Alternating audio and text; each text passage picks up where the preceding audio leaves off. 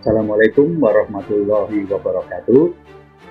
Salam sejahtera bagi yang beragama lain. Jumpa lagi dengan saya di channel referensi ekspor import yang membahas tentang jasa transportasi internasional dan juga nanti pada akhirnya yaitu bisnis internasional ataupun perdagangan internasional itu sendiri. Channel ini sangat bermanfaat bagi para mahasiswa yang mencari referensi untuk tujuan mendalami ekspor import dan juga untuk generasi muda yang sedang mendalami ekspor import dan untuk penggiat ekspor ataupun untuk yang belajar tentang ekspor maupun import ya. Jadi pada saat ini kita sudah sampai pada episode yang ke-22, yaitu judulnya tentang workflow documentation Departemen Shipping Line Internasional seperti yang sudah saya janjikan sebelumnya. Ya, jadi di sini saya bahasa Indonesiakan campur-campur tidak apa-apa ya, biar dimengerti oleh semua kalangan ya. Oke, jadi di sini workflow tentang documentation ataupun urutan kerja tentang documentation. Apa saja tentang urutan kerja documentation department di perusahaan shipping line internasional itu, utamanya untuk ekspor import.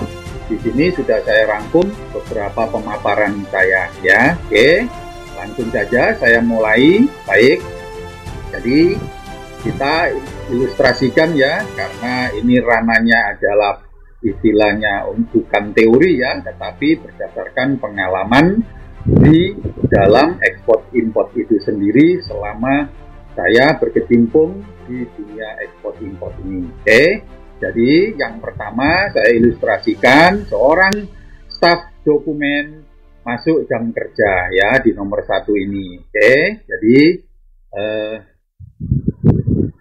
dimulai dari staff ini ya, mulai masuk ya jam kerja. Kemudian yang nomor 2 ya, di sini ya ada yang namanya terima draft data ya. Jadi setelah dokumen staff itu duduk di mejanya, itu ditumpukan mejanya itu banyak di situ yang namanya data ya. Data dari apa? Data dari eksportir ya, baik itu forwarder maupun eksportir langsung ya. Jadi seperti itu ya. Kemudian draft ini ya, data ini itu dasarnya dari mana ya. Jadi pada saat customer service itu memberikan ya SI yang sudah disampaikan oleh NKL mewakili eksportir tadi, itu akan disampaikan kepada yang namanya dokumen ya. Jadi di situ ada SI, ada DO ya. Jadi tetapi draft ini ya itu di-input oleh documentation itu berdasarkan SI saja ya. Masih belum lengkap ya. Kalau saya ilustrasikan lagi, begitu DO ini keluar ya, DO ini keluar, itu kontainer akan ditarik ya. Kontainer ini saya contohkan river ya, nanti saya jelaskan ya. Ini kontainer, macam-macam kontainer di ranah operational department atau equipment department. Kembali, jadi yang ketiga itu adalah staffing. Jadi begitu kontainer ditarik, itu kita biasanya belum tahu nomor kontainer berapa. Apalagi di dalam melepas DO ya, customer service itu oleh operasional, karena di sana kontainernya banyak, biasanya mereka memakai sistem FIFO ya, first in first out ya. Nanti saya jelaskan di ranah operational department atau equipment department juga ya. Jadi seperti itu intinya. Nomor kontainer masih belum tahu, DO dirilis ya, kecuali kalau kontainernya cuma 1, mereka akan tulis itu. Atau kontainernya istilahnya mereka sudah survei dulu MKL-nya ya, di depo company milik dari ataupun di depo company shipping line tersebut, mereka sudah tahu nomor kontennya, mereka akan minta nomor kontainer itu ya. Tetapi anggap ini kita belum tahu nomor kontainernya, jadi kontainer ditarik ke pabrik dulu, atau ditarik ke warehouse dulu, atau ditarik ke tempat di mana eksportir tersebut melakukan stuffing ya. Jadi stuffing itu proses memasukkan barang ke dalam kontainer, itu namanya stuffing ya. Jadi seperti itu. Jadi MKL itu membawa yang namanya kontainer dan membawa namanya seal ya. Nanti saya jelaskan di ranah operational department juga ya. Setelah ditarik mereka sampai di pabrik, akhirnya stuffing, barang sudah dimasukkan, kemudian dikunci pakai seal tersebut ya. Kemudian ditarik kembali ya, ditarik kembali. Yang nomor 4 ini yang saya namakan stacking ya. Jadi stacking ini adalah kembalinya kontainer dari kosong setelah diisi ya, stuffing itu setelah dikunci ya, kemudian ditarik lagi ya, ditarik lagi masuk ke dalam yang namanya CY untuk ekspor ya. Kemarin di ranah customer documentation sebelumnya saya informasikan yang import ya, ada blok ekspor dan import seperti itu ya. Setelah kontainer full ya, ditarik artinya dibawa kembali ke pelabuhan untuk dikirim ya ke negara tujuan. Otomatis mereka akan masuk ke namanya ICT atau International Container Terminal yang dikelola oleh pelabuhan ya. Kemudian yang kemarin sudah saya jelaskan di ranah customer service yang membuat schedule ya, ada stacking, open, closing ya, open stacking dan closing cargo seperti itu ya. Jadi mereka akhirnya masuk ke pelabuhan. Nah, pada saat kontainer ini mengantri di pelabuhan untuk masuk ya, masuk maksudnya untuk diturunkan kontainer ini di blok ekspor, petugas MKL-nya akan mendatangi yang namanya pelayaran untuk meminta stacking, pemberitahuan bahwa kontainer ini sudah kembali dalam keadaan full. Kemudian distempel ya oleh operational melalui otomatis di counter cashier ya, akan ditemui oleh operational staff untuk distempel bahwa kontainer nomor ini itu sudah stacking ya. Nah, ini data inilah yang nanti masuk ke dalam yang namanya staff di dokumentasi yang saya informasikan sebelumnya. Oke, jadi setelah mereka mempunyai data semua ya, akhirnya diinputlah yang namanya data dari shipper tersebut, mulai dari barang, jenis barang, nomor kontainer, nomor seal sudah diketahui setelah stacking ya, karena biasanya kalau sudah ngambil kontainer otomatis kan sudah tahu nomor kontainernya dan sudah di seal, berarti sudah sesuai dengan seal yang diberikan waktu pengambilan DO pertama pada saat itu ya, waktu ngambil DO. Oke.